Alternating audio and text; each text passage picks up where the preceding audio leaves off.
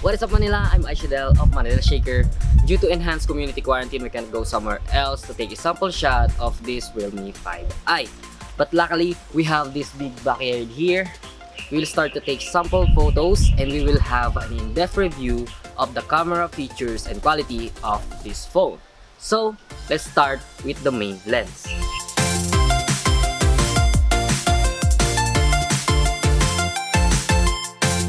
The main lens is a 12 megapixel f1.8 shooter and has an AI scene recognition.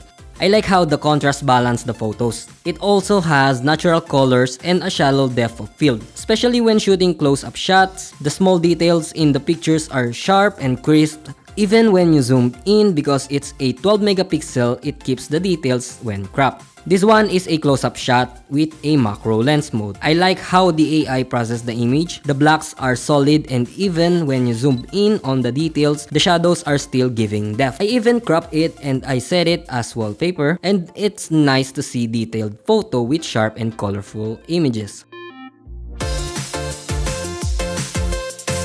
Here are some sample shots on the main camera.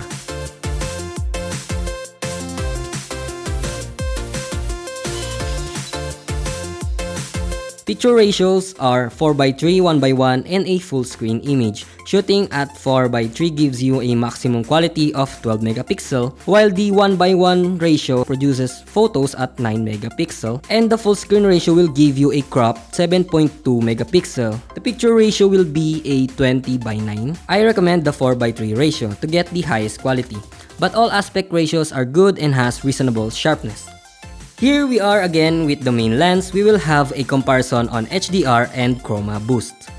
In HDR, compared to normal shooting, you will notice that the shadows are lifted and the highlights were reduced down to give more depth to the image and to balance the overall exposure. Turning on the chroma boost will provide more saturation and luminance while reducing noise to a decent level. This is really amazing. If you know how to edit photos, you should know that if you raise the shadows, it will reveal noise on that part. And chroma boost did pretty well on handling noise, resulting in a reasonable sharpness and brighter images. But it is not perfect since deep blacks are more noisy when raised to a balanced exposure. Here are the other comparisons.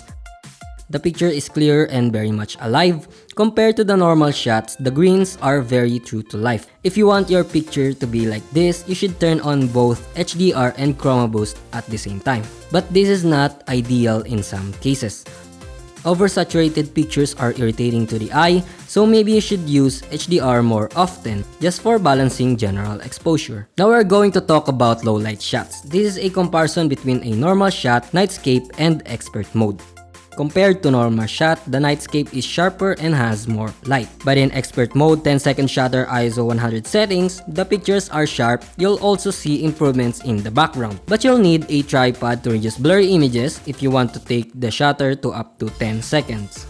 Moving on to the zooms, the Realme 5i can zoom up to 10x digital zoom, but the best quality zoom is just up to 2x.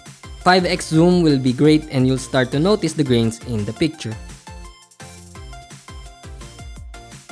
This is what I got in this backyard. For some reasons, 5x zoom is good at getting macros compared to ultra macro mode using macro lens, especially in daylight situations. Although it has a lot of grains, but tiny details are quite visible. The downside of using ultra macro mode versus zoom is the focus. In ultra macro, you must be pretty close to the subject, but at the same time 4 centimeters away from it to nail the focus. It's hard to capture small subjects with the ultra macro lens, as the phone can block the light source from brightening the subject, resulting in an underexposed shot. So make sure you choose good angle. Right back to zoom, here are the pictures from normal shooting up to 5x zoom.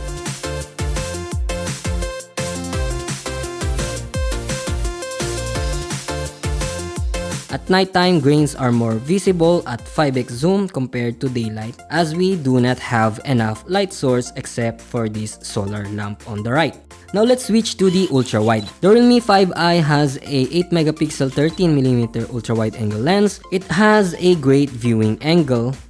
While on the ultra-wide, you can still turn on the HDR and chroma boost pa rin. And here are the comparisons. You see highlights in our bright sun were reduced down to reveal more details in the scene, and shadows were lifted, especially in chroma boost as it provides greater luminance and clearer image. In portrait mode, we have these subjects. The pictures are still the same quality as the 12 megapixel main lens. The only difference is that it used the 4th quad camera sensor to detect depth. Background blur is great that you won't notice that there is an AI enhancement used. Now let's move on to the selfie shooter. What I noticed about the front camera is that it does not handle the sky highlights pretty well, but the subject is well exposed. You can use HDR mode to balance some highlights when taking selfies with the sky.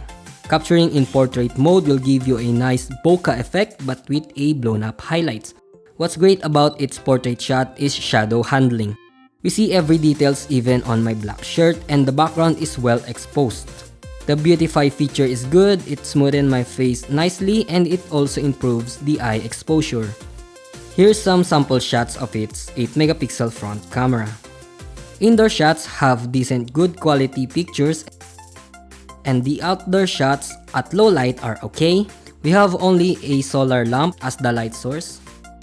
Switching to video capture, the Realme 5i can shoot up to 4K but stabilization is not working while shooting at 4K resolution. It's only available in 1080p and 720p. Shooting 4K gives you flexibility in post-processing. You can warp stabilize this on Premiere. It also gives more color saturation than 1080p footage.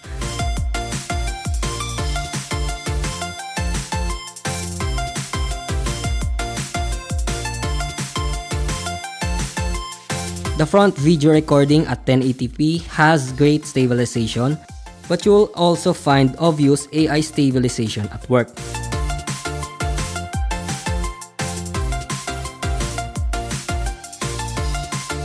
And with low light recording, it has a lot of noise. I'm sure shooting with more light at night will give you decent video quality.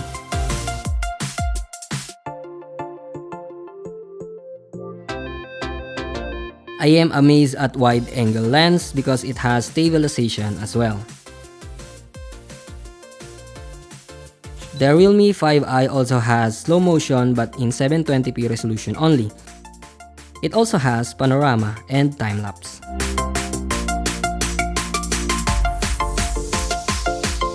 So that's our in-depth camera review of this Realme 5i. I hope you got lots of information about the camera of this phone and you might want to check out the video about Realme 5i gaming test, link in the description below. I'm Aishadal of Manila Shaker. Stay home, stay safe.